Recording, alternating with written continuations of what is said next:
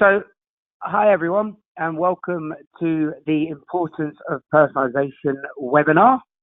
I'm Jonny Dixon from dotdigital, and dotdigital is a global leader in multi-channel marketing automation. And today I have with me a very esteemed guest. We have Soerensen, who is the General Manager for North America of Nosto. So, Jan, would you like to introduce yourself? Yeah, hey Jonny, it's great to connect. Obviously, we've been working together for a long time. So I'm the GM for Nosto, end-to-end personalization platform. I know we've been in the States for a while, but background-wise, I have a customer success background, so try to stay very close to the product, even though I kind of oversee the commercial functions. And also overseeing, obviously, the integration between our two platforms. So great to be here. Great stuff. So just to introduce a little bit about the format of the webinar. So you'll see various talking points that we have up on the screen. And really what we want to do today is just run through these sort of agenda points and really get your thoughts and feelings on the sort of state of personalization in e-commerce today. And then, just discuss how that affects various bits and pieces that Nosto look after. And then obviously, I can provide some insights on on how personalization is affecting the marketing automation state of play. So with that, we'll crack on. And then at the end, we'll obviously share our contact details for any attendees that they can get in touch with us, reach out and feel free to do so, as well as obviously sharing the recording post-webinar. So all sound good, Jan? You ready to crack on? Sounds amazing. Let's get started. Awesome. So I think to start with, a very sensible place to start is just your general feelings, on the e-commerce market. Like I said, the current state of play, and then anything that you've sort of seen the market shift over the last year. I know you've got some very valuable insights into this. For sure, yeah. Maybe I'll open up here from our side, and of course, as you know, Jonny, so we're in a very fast-moving industry. I think that's why we chose to be in it. Anything e-commerce, retail base is always going to be incredibly fast paced, and sometimes you see these crazy shifts even within a year or 18 months even. But I think specifically in the industry we're in terms of the user experience, customer experience, that competition is obviously heating up very a lot. So what you're seeing is that, for example, retailers are shifting from just becoming, or being tech users to actually tech acquirers. So if you look at Walmart, I think purchased a company called Aspectio, which was a user-generated technology platform. One of our competitors called Dynamic Yield just got picked up by McDonald's as well. So I think it's becoming so important to deliver this incredible user experience that it's going as far as having a merchant and e-commerce business picking up entire SaaS tech companies who are focusing on user experience. I don't know if you guys are seeing the same thing.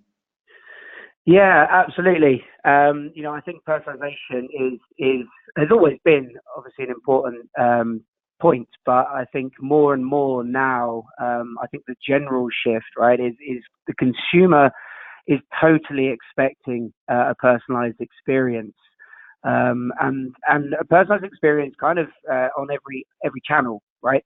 So obviously being in the kind of multi-channel game, we've certainly seen this idea of personalization move on from just email subject lines and data labels, hi first name, to a whole plethora of other areas really.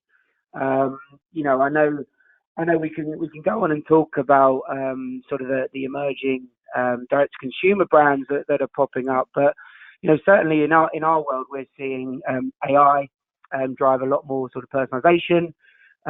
There's a lot more the idea of kind of affinity personalization as well. Making sure that you're actually reaching out to people with the right content at the right time. Yep. And even the use of sort of natural language search is is really creating a totally different type of sort of personalization online, I think. But yeah, I mentioned the kind of direct to consumer brands there. I think that's an interesting shift. I don't know if you've got any thoughts on that at all. Yeah, I mean, I think we're already fairly far along in kind of the D2C cycle. So some of those brands, obviously, not super young. If you look at Everlane or some of those kind of early D2C brands, they've been around for a few years. So perhaps we're almost now seeing at the end of the cycle and maybe the beginning of then almost seeing other types of retail experiences take hold. So I don't know if you've seen, it's a concept called show fields, which is almost like a mall for D2C brands here in New York City. And I thought it was an interesting play right now. So maybe D2C has kind of hit its growth ceiling.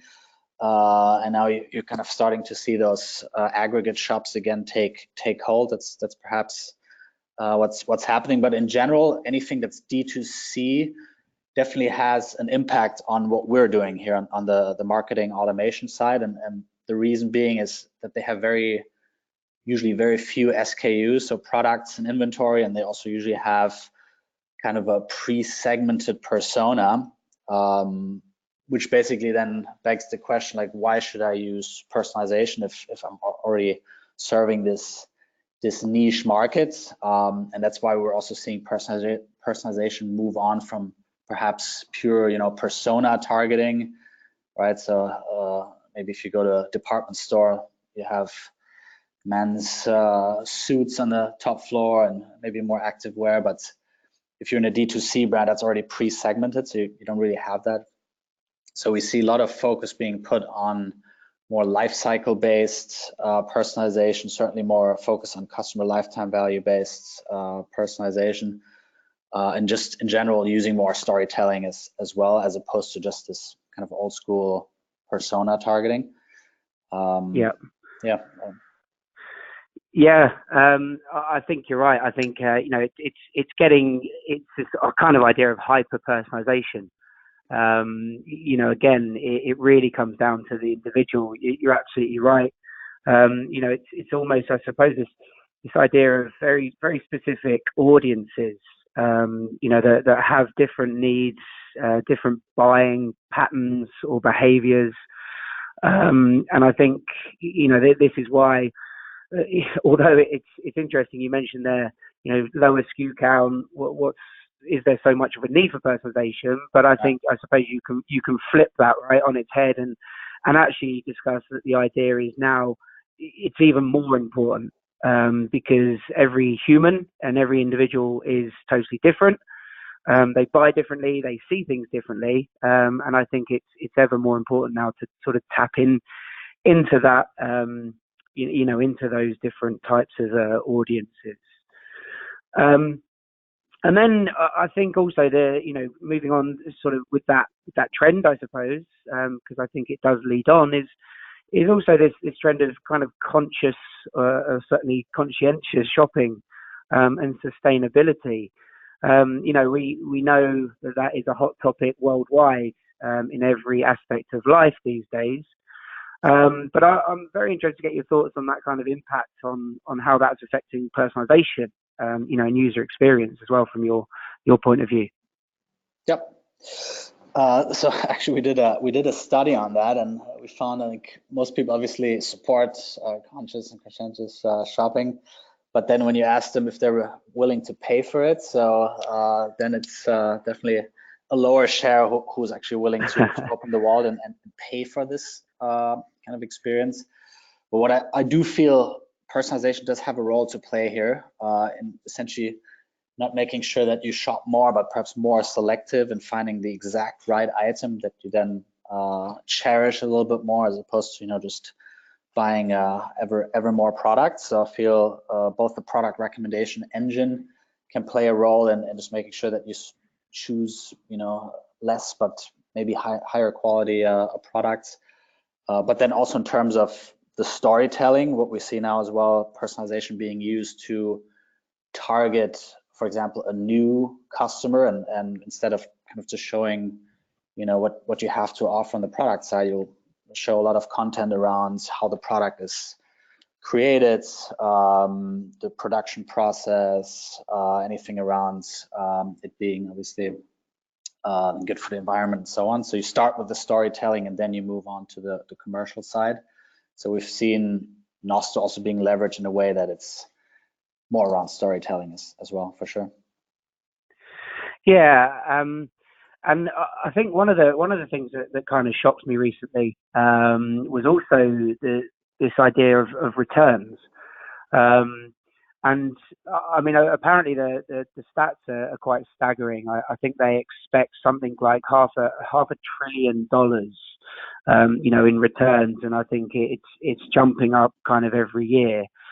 And then obviously there's the whole idea that there's the eco-friendly and sustainability side of things. With packaging and the fact that most brands have gone online and started offering free returns and things like that just to increase conversions, but actually what effect that's having on this idea of kind of sustainability and conscious shopping, and clearly personalization fits right into that, because the more targeted you can get by offering the right product for the right person, hopefully it can fall right into that as well. So for retailers that are starting to think about this, personalization drives a lot of your reduction in returns, but also your kind of eco drive as well.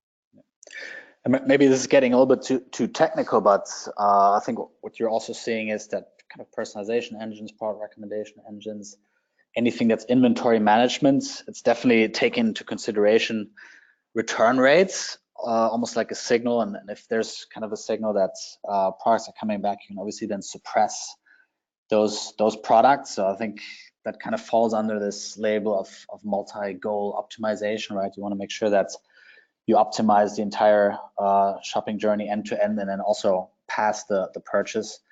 And definitely, I think return rates is something that our industry should definitely also use as a signal to kind of reduce those items and not perhaps show them too prominently. Yeah, for sure. Yeah, it's interesting. I think there was a study, and about 44% of retailers actually say that their margins are affected by returns.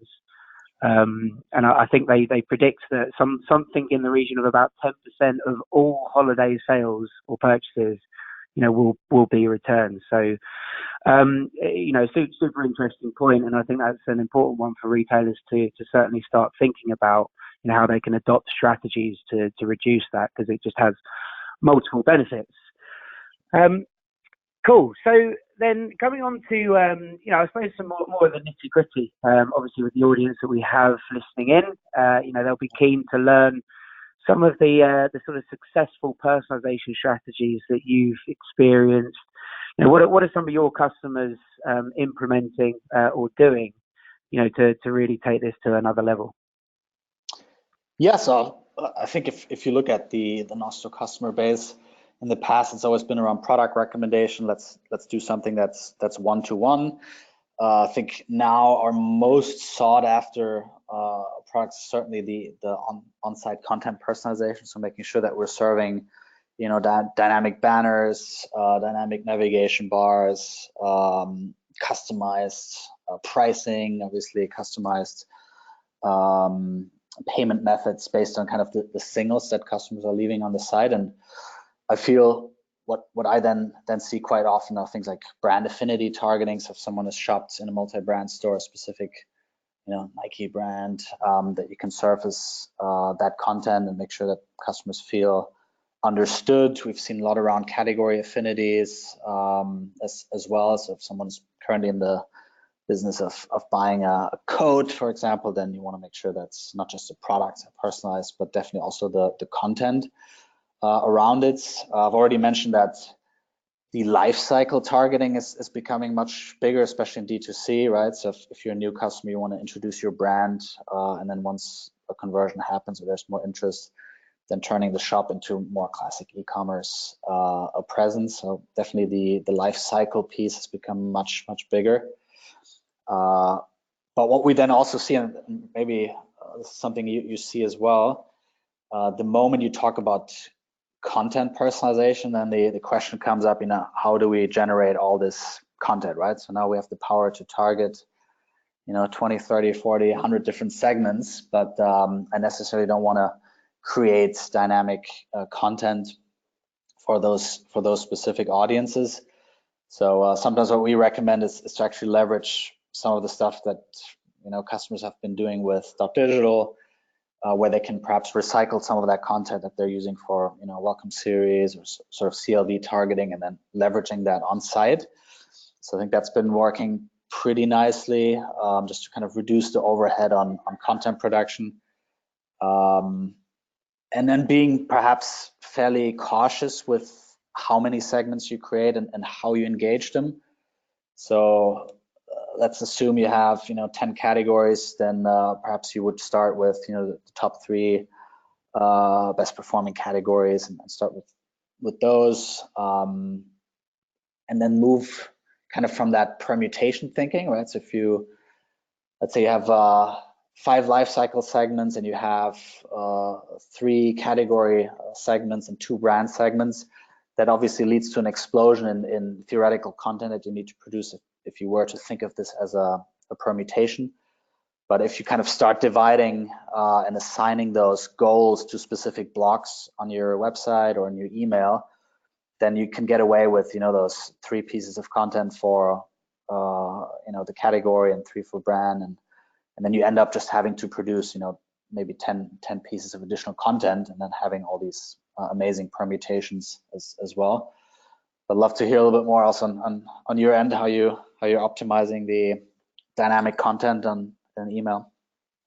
Yeah, and I think that is really interesting, because this idea of certainly content personalization, sort of way back when, I suppose it came down to kind of product recommendations quite simply, and now, like we're saying, there's this shift to a lot more areas, and it's interesting. I know we've obviously discussed this idea of kind of variant understanding as well, and looking to be able to try and pick out specific customer data. And I think certainly in the kind of marketing world, or marketing automation, it's interesting that there's still tactics that I don't think are adopted by retailers that have been out there and shouted about for many years. But it does kind of come down to having the ability to track, track behavior, and also record kind of relevant information to be able to get that little more segmented.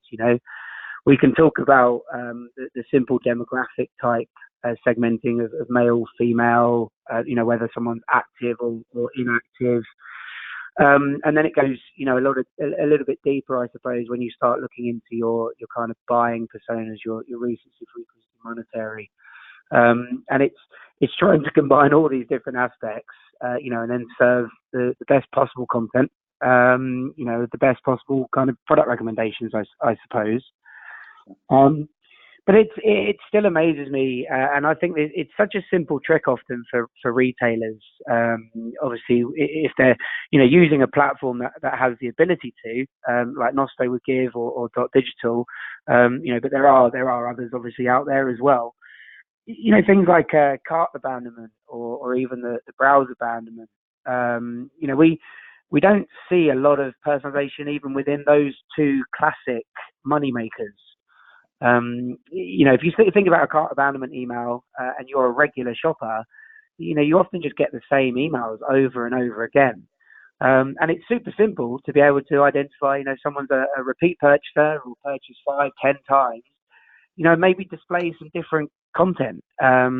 Content can be as simple as written language, right? It doesn't need to be kind of fancy imagery or necessarily anything too advanced, but just by treating your customers, slightly differently, and being able to tap into some of those, like you say, those best performing buckets, I think is super effective.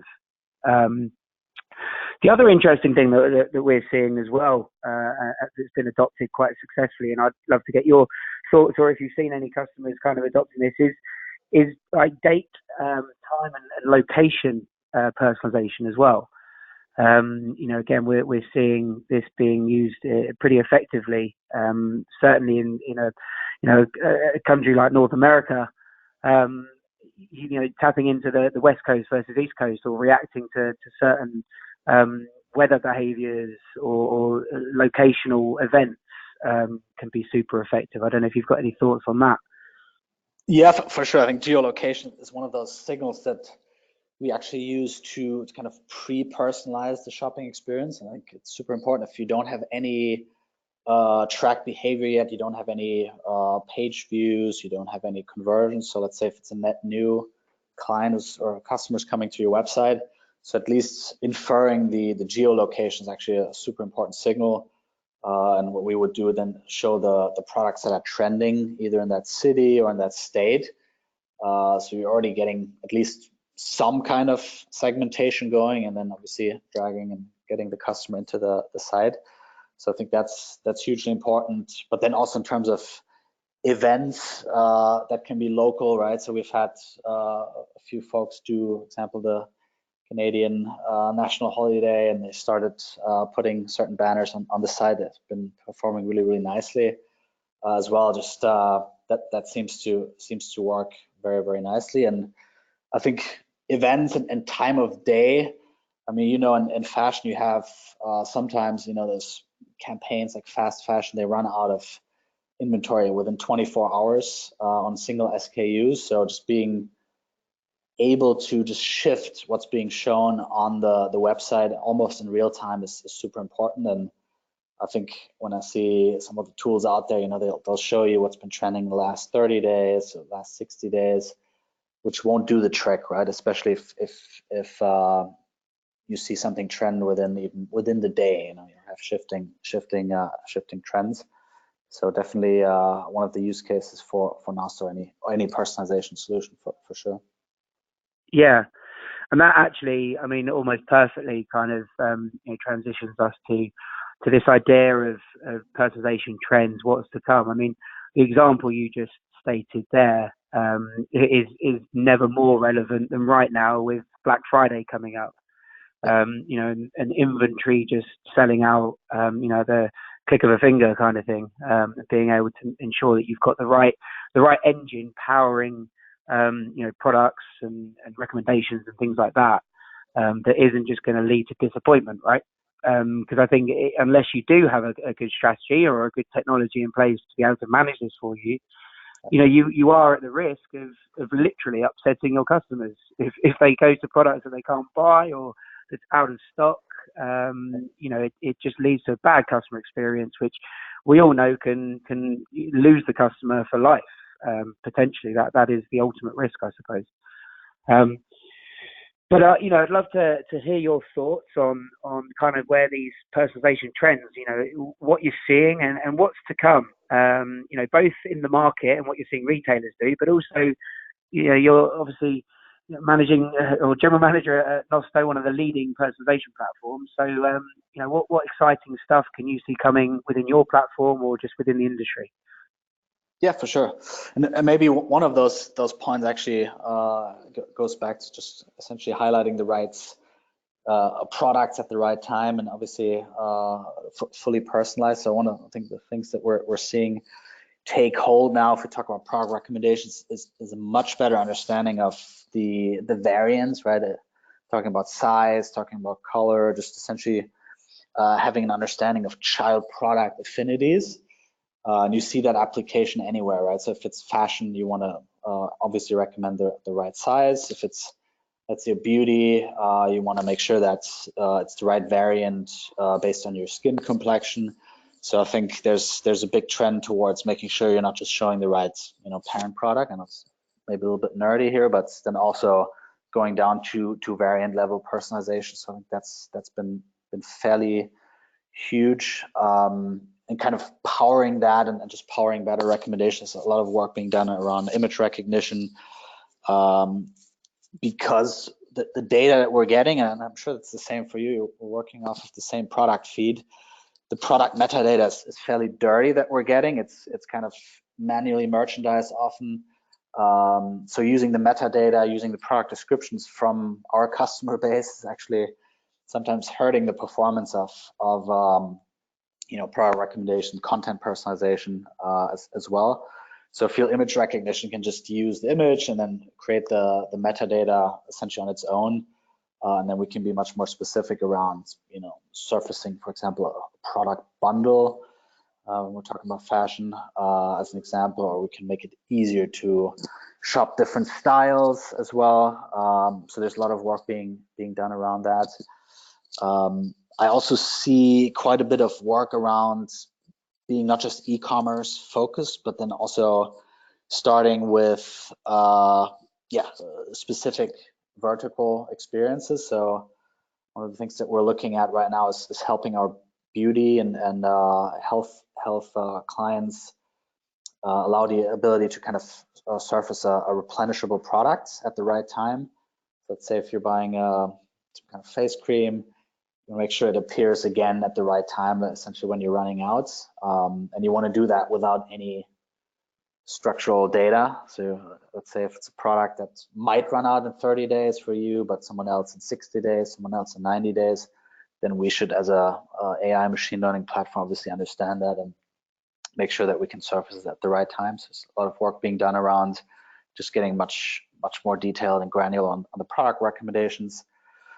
But then also a lot of work on kind of content personalization. And I think here you've already mentioned like the predictive segments in a way. So the current status quo is there's, analysts will go in and create their own segments and then see what the performance is and then perhaps create specific experiences for those segments and test them. So you have a fairly long cycle from discovering the segment and then actioning it and then seeing the performance.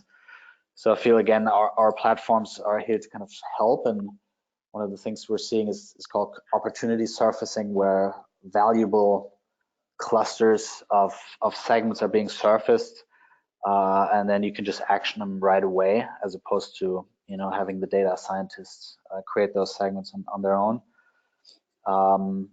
So a lot of work around that, and I think perhaps if I speak to our client base, one of the requests we're seeing quite often now is like the CDP narrative. Like, should I use a CDP, a customer data platform, or not? I'd love to hear a little bit more what your position is. I think as an ESP, you guys are probably very well positioned. Same for us, but definitely demand for unifying the data set as well. Yeah. There's a couple of really interesting points in there. And just to pick up on one of the first bits you said about the I suppose sort of image recognition and metadata. What's really interesting from a sort of multi-channel marketing standpoint is what we've started to see with that. And I'll just use an example because we've recently introduced a live chat tool. And obviously, when you're interacting with someone, this is a human-to-human kind of live chat. But I've seen it in play, and it kind of blows my mind that now a whole product catalog within seconds or certainly minutes, can be tagged right down to whether it's what type of garment it is, whether it has a hood, what color it is, even picking up on materials used and things like that. Some of the really interesting examples, and it does lead in, it's effectively a marketing channel, right? Is if someone's come to you, they're live chatting and they're asking for recommendations. We can now even serve product recs or personalized recommendations based on them uploading, a color swatch or a pattern or something they've seen on a different website. And this power of AI is really coming into the personalization game, because it's able to instantly identify what exactly they're talking about and then cross-reference it with a product catalog. And it's just a whole nother level now, of being able to serve what's relevant, I think.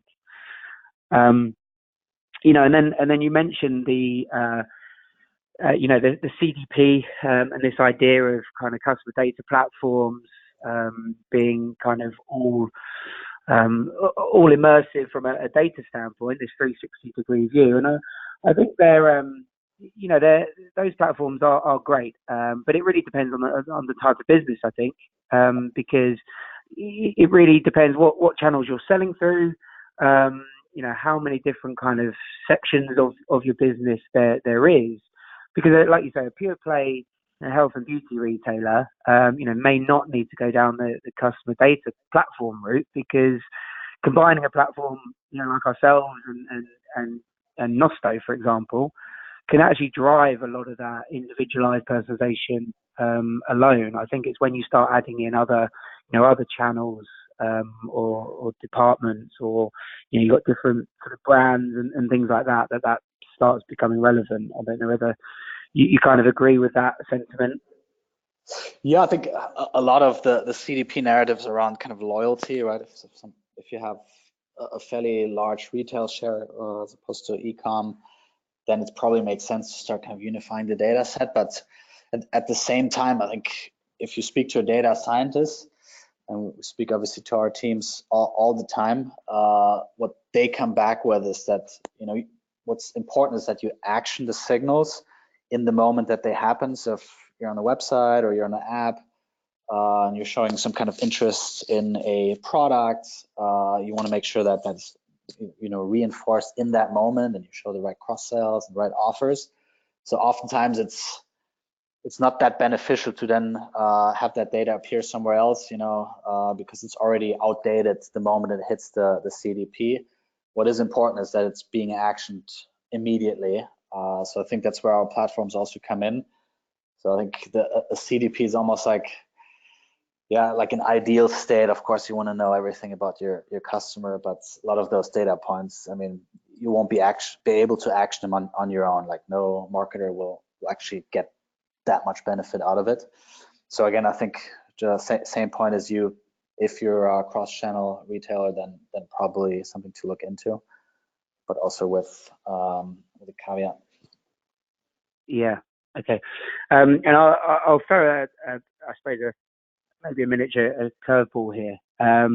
But this is really interesting to me. We recently had a request, or have had a couple of requests of how to make email ready for voice, for Alexa, effectively.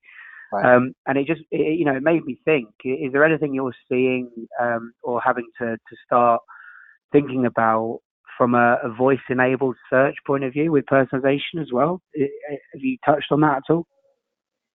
Yeah, I mean, our search play, obviously we're on top of that game. So I think what we've seen is kind of those search and voice search bots take a hold as well. So I think what you can do is then use any of those signals, male, female, asking for specific topics. And then what you want to do is just personalize the experience in real time. So actually doing kind of an alpha test phase, one of the voice search providers. So while you're speaking, the website will then change based on kind of the input you're giving. But again, whether that's an actual value add remains to be seen. But again, as a personalization vendor, you want to use as many signals as you can, and voice is certainly a big one. Yeah. Okay. So a couple of sort of few more points that I'd love to cover. One is this idea of the creepiness factor, and I know that it always comes up, right? Especially when retailers haven't necessarily got into the personalization game in a big way just yet, but you know, sometimes people feel that they get emails that are almost too personal, or the experiences are almost creepy. What do you feel around that, and the idea that data privacy is ever more relevant? Yeah, I mean, I guess both of us coming from Europe, we obviously know that this has been a topic that's, or I guess you're British, so maybe not really Europe anymore, but it's been a topic that's been top of mind, at least in Europe, for a little bit longer than in the US. So we kind of see almost this time around, it's a trend coming from Europe to the States. So I think it's all about kind of transparency in a way. So at least from our end, there's a way to kind of be a little bit more proactive in just detailing what data points you're using and informing the customer, this is data point we used, and we're personalizing the experience based on, we talked about geolocation or your page views and so on. So as opposed to just having a black box, you want to open it up a little bit, and I think you're seeing that if you're transparent, you'll get more buy-in from the end user. But then if you want to go one step further, you can just essentially then give the users even more control and do these kind of guided shopping experiences. So where you ask them very specific questions, and the customer will then tell you, I'm interested in this style and I have this size. And if you, I think, go down this route, then you'll definitely get the buy-in from clients. Yeah, totally agree. I think transparency is key, ever more so with what we're seeing. Certainly, even in the news and things like that, I think the more you can tell your customers, what you're collecting and why you're doing it, because ultimately it is for them. Actually, I think it can lead to an increase in sentiment towards the brand.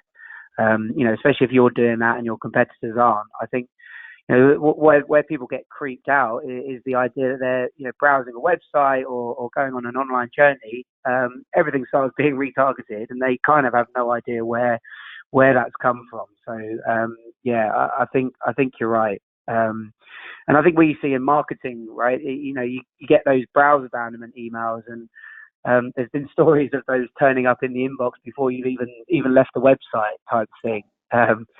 And I think generally, I love the saying of you've got to let the cookie dust settle for a little bit and consider your timing, and also just your language again of we saw you did this, or we noticed you did this, and just try and be a little bit more kind of upfront, and that this is all kind of on purpose to improve the experience for that individual shopper.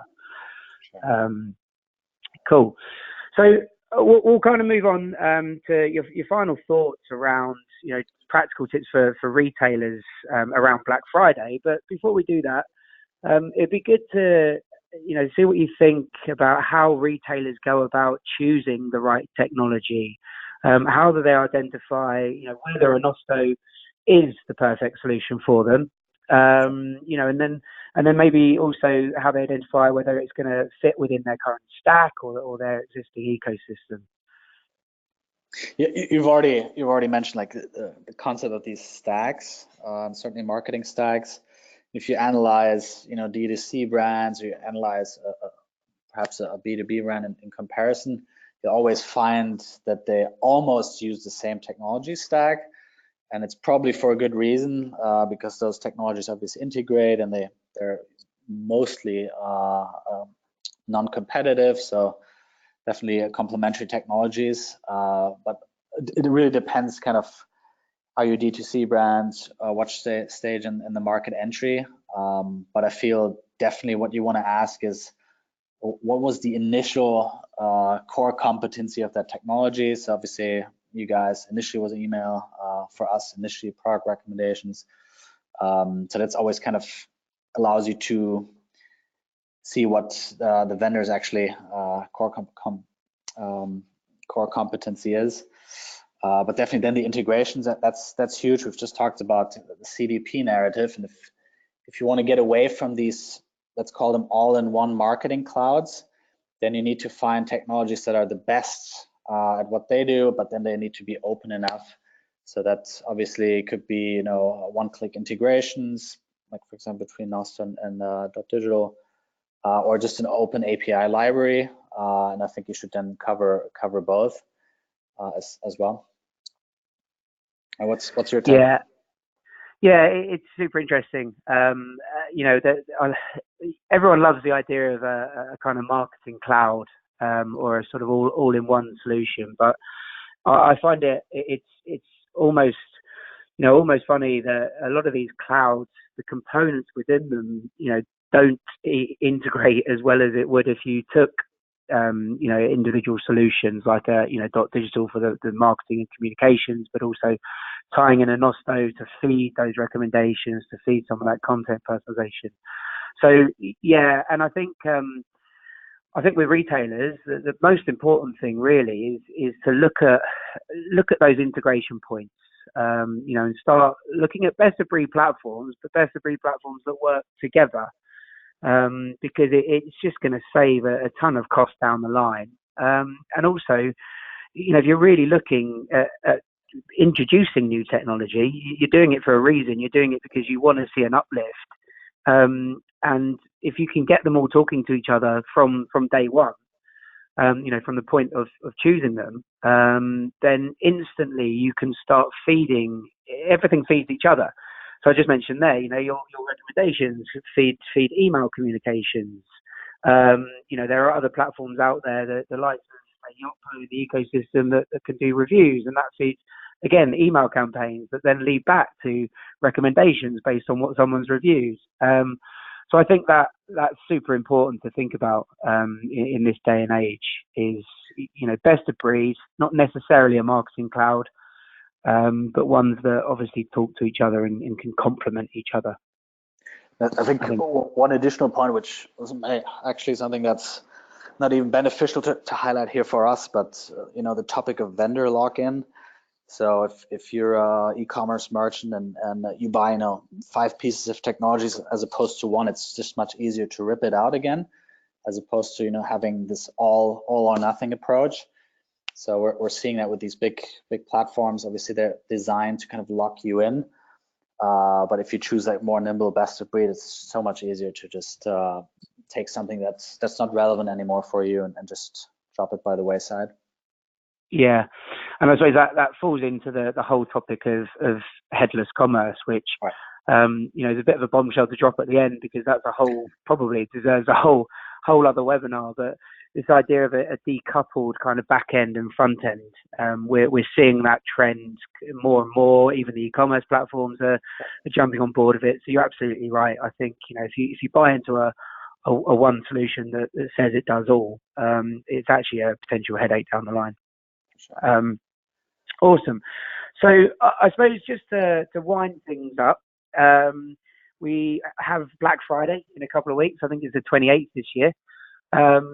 And with everything that goes along with that, are there maybe just one or two tips that you would say to retailers to try and focus on, or what can they do in the next sort of 2 weeks just to get something prepared to maximize on the opportunity? Sure. I think at this point you should be obviously prepared with your pricing strategy and ad strategy and so on. So those might be just suggestions that are quick wins. So definitely start with behavioral pop-ups. I know it's a classic evergreen, but if you're not using them, at least during Black Friday, Cyber Monday, it's definitely a lost and wasted opportunity. So it could be targeting someone based, if they're first-time customers to the site, first-time visitors. Could be based on UTM parameters, geolocation. Even if they're coming from email, you might be able to speak to them in a unique way. And a pop-up, even though it's just a different format than showing a banner, but it does seem to just work differently on shopping behavior. So that's definitely something that we're still recommending, and it still does the trick. I mean, the next one might be a little bit against what you just spoke about, like the triggered email. So at least when it comes to our client base, we sometimes recommend them to kind of reduce the time, at least during Black Friday, Cyber Monday, when this folks are so overloaded with over bombarded with messages, just reducing the trigger time on specific messages. So if you don't catch the customer within a few moments, then you might lose the sale. So what you can do obviously with triggered emails is kind of reduce the time when they get sent out. Again, maybe that goes exactly against what you just recommended. Yes, send more emails, that's what I say. Send more emails. And then of course, if you're using product recommendations, you can definitely make sure to showcase red prices. So there's ways to obviously make sure it's sale prices. You can set discount rules as well, so just be smart about it. And perhaps one last one we've seen, if you're coming from a Google Shopping or any other kind of comparison site, you can actually make sure that you show product recommendations on top of other content. This sounds maybe counterintuitive and might not look great, but just to highlight that you have, amazing products and you have alternative and complementary items as well. You want to keep the folks on the side. So actually injecting them on the top of the content, whether it's PDP, cart, or homepage as well, has been shown to work, at least for our customer base. Nice. And I think, awesome tips for retailers. And I think just kind of generally what we've spoken about, personalization, ultimately, looking at email, I think personalized content, they say it's about a 41% on average higher click-through rate. So all of these tactics of, the segmentation, looking at what data you have available, tailoring the content, but also the product recommendations, obviously it really does make a difference to the end results and the revenue that you'll gain. You mentioned the kind of pop-ups and behavioral stuff as well. I think this is a period of time where new customer acquisition, we see customers gain a significant portion of their overall yearly, new customer acquisition within this period. So, making something enticing enough for them to actually, sign up by email. But now that, we've certainly gone into the more multi-channel game, it's also looking at ways you can acquire people on other channels, that might work for different purposes. So if you can acquire a cell phone number over this period, you can use that later in the year for flash sales, VIP sales, which also have an incredible conversion rate. So I think just, understanding that this is not just about pushing product and selling product this period, but also, it really sets you up for the year ahead, from a customer acquisition point of view. And any data that you collect now, again, feeds that personalization that you can do. All of those behavioral points and data points, it really does help feed the overall customer experience that they'll have over the coming year. So cool. And unless you've got anything else to add to any of that, we'll obviously bring it towards a close. Nothing to add. Appreciate obviously the opportunity to speak here and working together even more closely. Awesome. Okay, cool. So with that, we'll bring the webinar to a close. I really encourage retailers out there that maybe haven't checked into Nosto or done a deeper dive. Please do so. It is an awesome technology. And obviously for those dotdigital customers out there, it all ties in together. We are very well integrated. But even for those customers that aren't dotdigital customers, go check it out because it will power a boost in revenue without a shadow of a doubt. So with that, there should be a slide that gives you our contact details. And please feel free to contact myself or Jan with any questions, any feedback. And apart from that, enjoy your week, enjoy your Black Friday, and we wish success upon all of you. Thank you very much for listening.